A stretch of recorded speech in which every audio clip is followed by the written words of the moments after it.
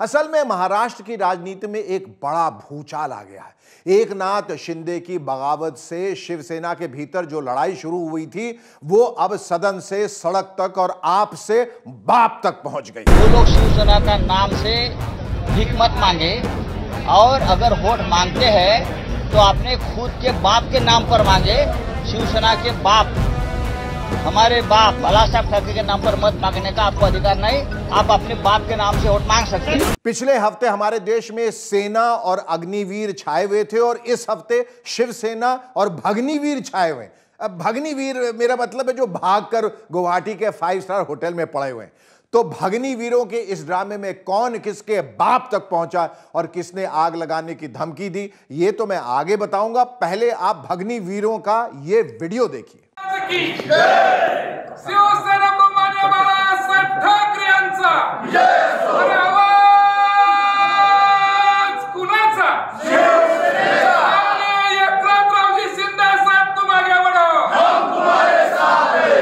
धर्मवीर आनंदजींचा एकनाथ के कितने साथ कितने उठा रहे देखो हाथ, क्या बना रहे हैं सब खाली बात। देख लीजिए आप, ये सब तो ऐसे बैठे हुए हैं जैसे शादी में नाराज फूफा जी बैठे होते हैं मुंह फुला के। देखिए ध्यान से, नारा तो लग रहा है एकनाथ जी शिंदे तुम आगे बढ़ो हम तुम्हारे साथ हैं, पर साथ हैं कितने हैं? मुझे तो 4-5 विधायक ही हाथ उठाते और नारा लगाते दिख रहे हैं। तुझे कितने दिख रहे हैं बंदरू? मुझे भी 4-5 ही दिख रहे हैं। हाँ, बाकी सब ऐसे चुपचाप बैठे हैं जैसे किसी ने डरा धमका कर बिठा रखा हो। कहीं ऐसा तो नहीं कि ये सारे बागी विधायक एकनाथ को आगे बढ़ा दें और फिर एकनाथ ही रह जाएं और कोई और साथ ही न रहे? या कहीं ये सोचकर तो चुप नहीं बैठे कि वापस मुंबई भी लौटना है, क्योंकि शिवसेना के प्रवक्ता संजय राउत उन्हें खुल्लम खुल्ला चैलेंज कर रहे हैं। ए तुम मुंबई तो आ रहे, तुम मुंबई आके तो दिखा। अगर लड़ाई सड़क पर हो गई तो वहां भी जीतेंगे। जिसको हमारा सामना करना है मुंबई में आ सकते हैं। यहां तक तो ठीक था, लेकिन इसके बाद संजय राउत साहब एकदम संजय रायट बन गए और रायट की बात करने लगे। लोगों का गुस्सा जरूर है, अब तक गुस्सा जो है उसका विस्फोट नहीं हुआ है, लेकिन हो सकता है। अभी मेरे पास सांगली के लोग आए, हमारे पूछना चाहते हैं हम लोग क्या करें, अगर ये लोग भड़क गए तो आग लग जाएगी। और आज तो राउत साहब सीधे बाप पर ही आ गए। आज उद्धव ठाकरे जी ने कहा है कि अपने बाप के नाम से वोट मांगो। बाला साहब ठाकरे के नाम से वोट मांगने की आपको जरूरत नहीं हो, हमारे बाप है पार्टी के, आप अपने नाम से वोट मांगो ना, हिम्मत है तो। यानी जो राउत जी बागियों को मनाने के लिए 2 दिन पहले तक महाविकास अघाड़ी तक छोड़ने को तैयार थे, वो अब अचानक फ्लावर से फायर बन गए। बोल रहे हैं टाइम खत्म बागी हजम। उनको हमने मौका भी दिया वापस आने का। अब मुझे लगता है टाइम निकल चुका है, लेकिन पूरी तैयारी है। आप आइए, अब हमारा चैलेंज है। कुल मिला के महाराष्ट्र में जो ये पॉलिटिकल ड्रामा चल रहा है वो है तो दरअसल एक ही ड्रामा, लेकिन 2-2 जगहों पर खेला जा रहा है। उसका एक सीन मुंबई में खेला जा रहा है तो दूसरा गुवाहाटी में। मजे की बात यह है कि इस ड्रामे में हर लम्हे कुछ न कुछ नया हो रहा है, इसलिए निश्चित तौर पर कहना कठिन है कि अगले घंटे क्या होगा या अगले ही पल क्या होगा। अब शिवसेना प्रमुख और महाराष्ट्र के मुख्यमंत्री उद्धव ठाकरे को ही ले लीजिए। इस पूरे घटना चक्र के शुरू में जिस तरह के हालात दिखे, उन्हें देखकर तो लगा कि उनको काफी सदमा लगा। इसी सदमे की वजह से वो मुख्यमंत्री निवास वर्षा को छोड़कर अपने घर मातोश्री चले गए। लेकिन मातोश्री पहुंचते ही उद्धव ठाकरे में भरपूर एनर्जी आ गई। पहले तो उन्होंने फेसबुक लाइव के माध्यम से एकनाथ शिंदे को घेरना शुरू कर दिया और कहा कि किसी पेड़ के फूल पत्ती इधर उधर चले गए तो क्या हुआ, मूल जड़ अपनी जगह कायम रहती है। काढा बाळासाहेबांचाही फोटो वापरायचा नाही, मी तर नालायकच आहे, माझा फोटो लावूच नका, पण बाळासाहेबांचाही फोटो न लावता तुम्ही शिवसेना नावाने जगून दाखवा। आणि ठाकरे नावाशिवाय जगून दाखवा. तुम्ही झाडाची फुलं तोडू शकता, झाडाची फळं तोडू शकता, पण झाडाची मुळं ही उपटून काढू शकलेल्या नाहीत. ती काढू शकत नाही. आणि मला चिंता नाहीये, जोपर्यंत माझ्या झाडाची मुळं जी बाळासाहेबांनी पेरलेली आहेत, रुजलेली आहेत, रुजवलेली आहेत. इसके बाद तो शिव सैनिकों को जैसे च्यवनप्राश मिल गया, उनमें जोश आने लगा और वो मातोश्री के आगे इकट्ठे होने लगे और उद्धव के प्रति अपनी निष्ठा जताने लगे. इसी कारण महाराष्ट्र में कई जगहों पर शिव सैनिक उग्र भी होने लगे. पुणे में बागी विधायक तानाजी सावंत के दफ्तर में तोड़फोड़ भी हुई है.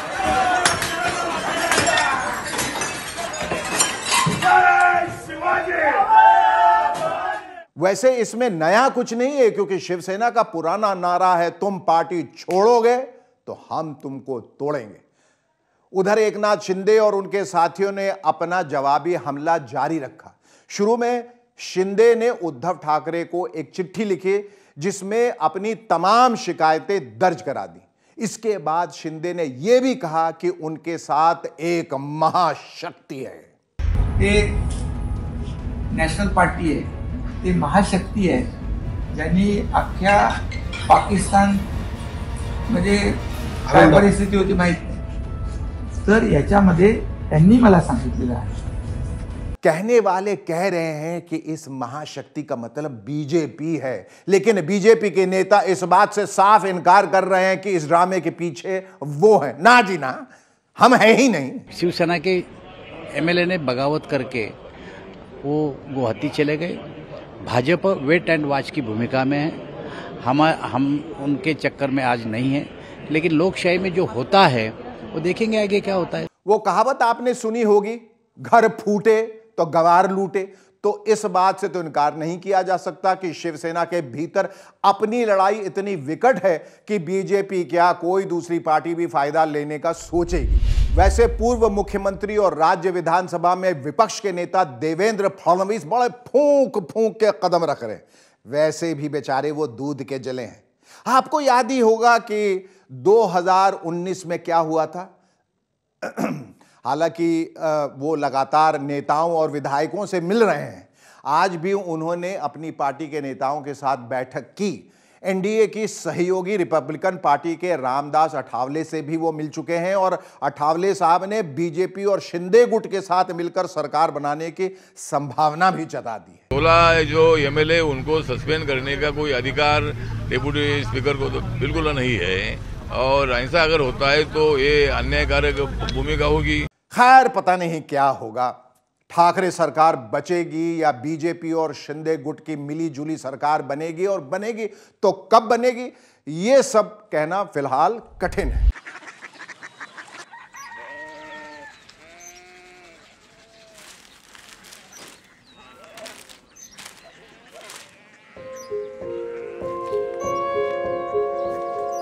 बाबा बाबा कोरिया सिटी जानी ना.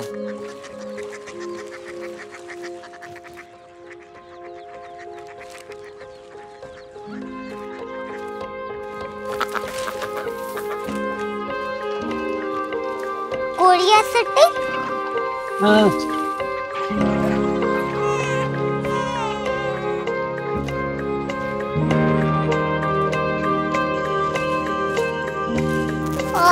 कोरिया सिटी कहाँ पे है. शहर अंग्रेजी लगे हैं.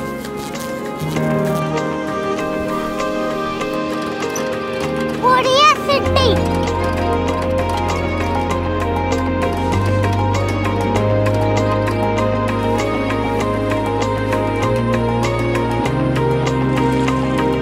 वो बहुत दूर है.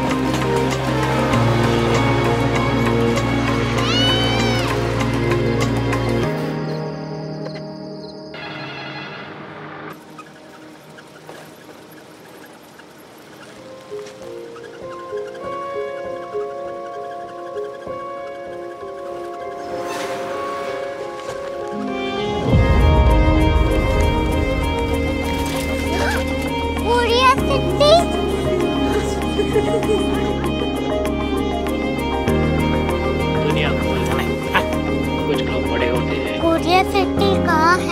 प्रोफेसर साहब को पता होगा। हो, ये छोटा वाला ग्लोब लगता है और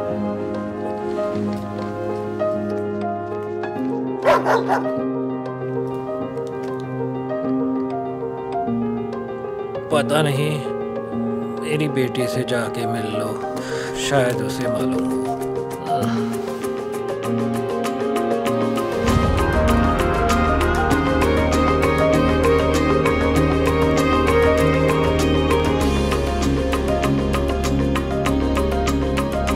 हाय,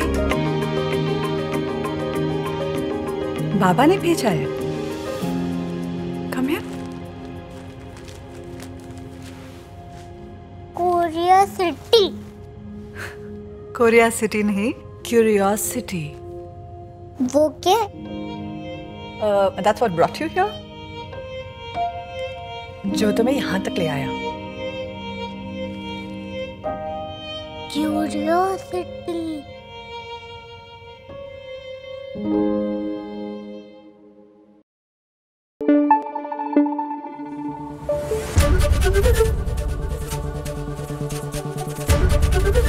ABP न्यूज आपको रखे आगे।